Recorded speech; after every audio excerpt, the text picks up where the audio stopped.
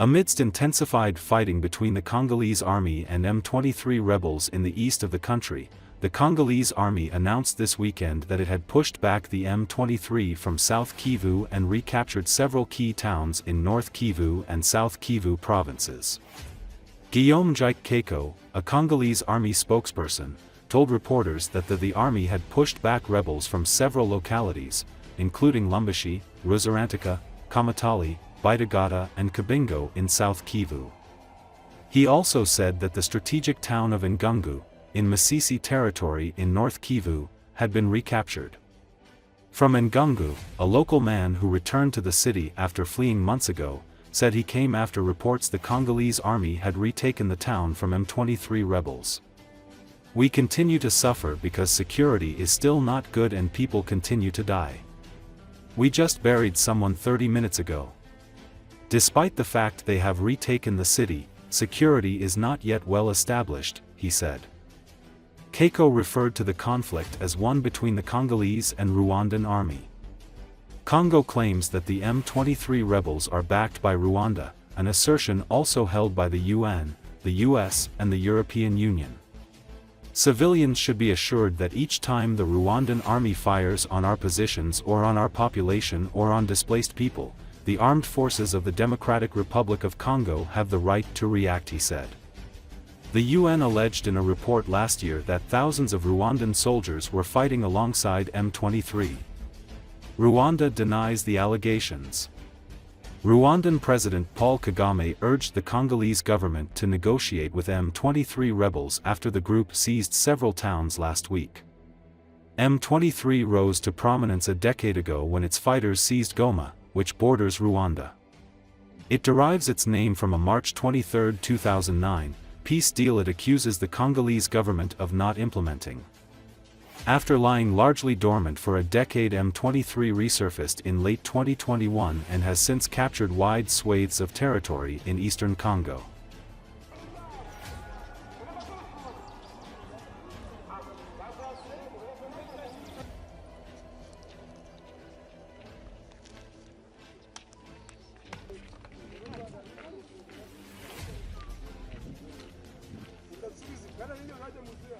Tuko Ngungu. Ilifika siku zijazo tukiona wasoda wa guvernema wanafika mwinchi, wakifika maeneo zetu wakikutukomboa, lakini watu tungana nateseka huku juu bangali na tunyanyasa. Donc watu bangali na uwawa, tunatoka zika mtu hapa mbele kidogo ile yake quelque 30 minutes. Donc malgré que balikamata huku mais du point de vue sécuritaire atuya j'ai trouvé bien.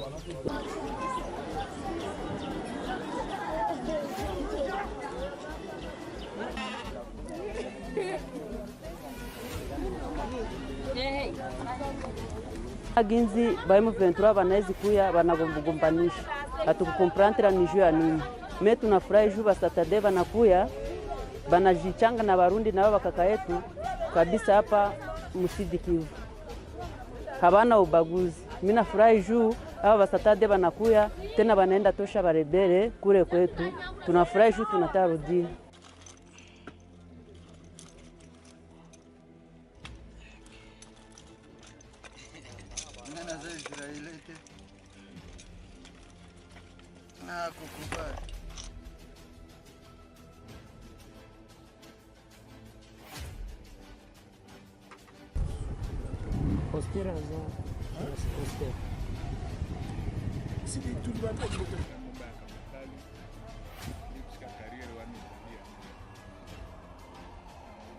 Il est vrai que nous observons les cessez-le-feu, comme voulu par la hiérarchie, je le répète, mais du moins, soyez rassurés qu'à chaque tir de l'armée rwandaise sur nos positions ou sur notre population ou sur les déplacés, en tout cas les forces armées de la République démocratique du Congo ont le droit de réagir.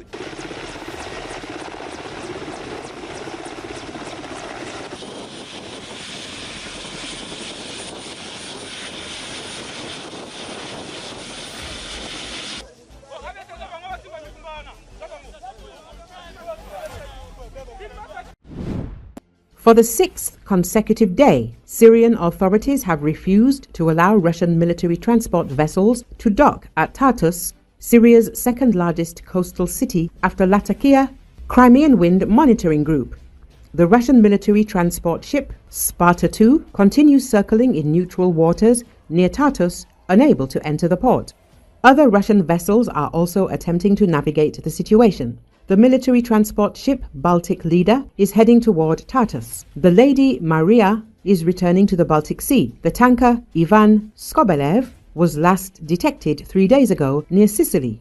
Russian ships cannot enter the Syrian port of Tartus in the Mediterranean Sea as they have not received permission from the local authorities, says the spokesperson of the Ukrainian Navy, Dmytro Pletenchuk. The situation in the Mediterranean Sea is very interesting.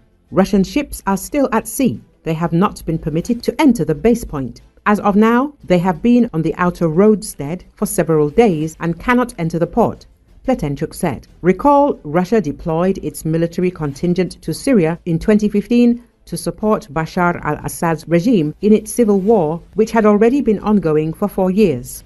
On December the 8th, Ukraine's military intelligence reported that the Russian army has been withdrawing its forces from Syria following the collapse of Assad's regime, including naval assets from the Tartus base and remaining weaponry via military aircraft from Khmeimim Air Base. On December the 9th, CNN Turk, citing sources, reported that Russia had requested Turkey's assistance in safely evacuating its troops from Syria. On January the 3rd, Ukraine's military intelligence said that Russian forces at the Tartus naval base were awaiting military ships to transport weapons and equipment from Syria to Libya.